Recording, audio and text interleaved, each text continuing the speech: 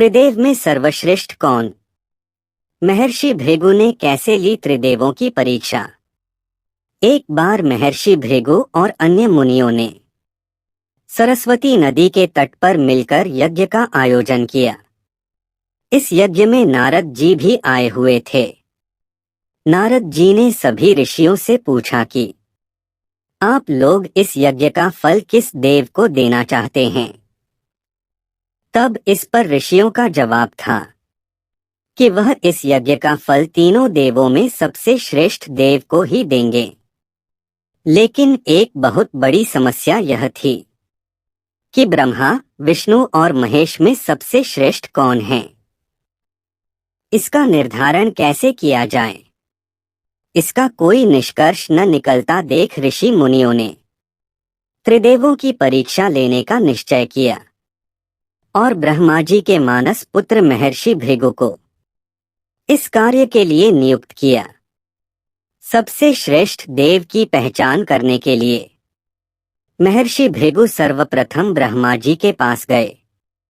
उन्होंने ब्रह्मा जी को न तो प्रणाम किया और न ही उनकी स्तुति की। यह देख ब्रह्मा जी क्रोधित हो गए।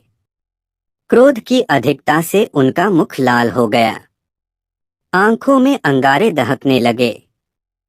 लेकिन फिर यह सोचकर कि ये उनके पुत्र हैं, उन्होंने हृदय में उठे क्रोध के आवेग को विवेक बुद्धि से शांत कर लिया।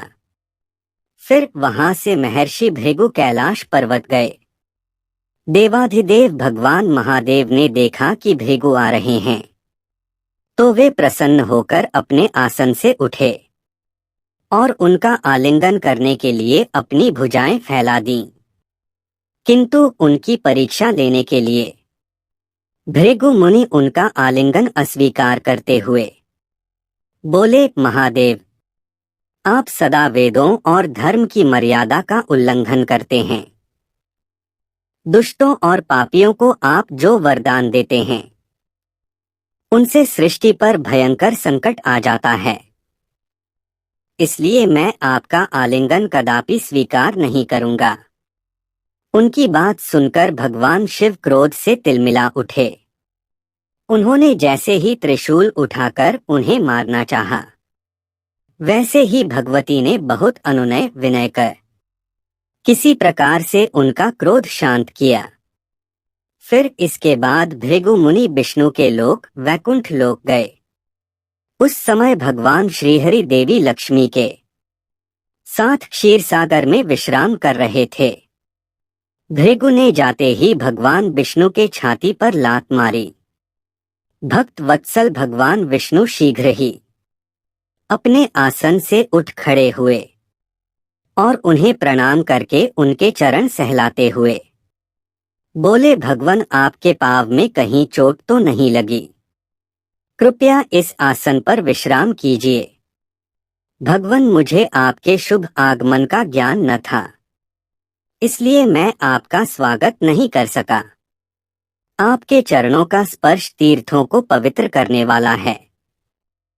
आपके चरणों के स्पर्श से आज मैं धन्य हो गया।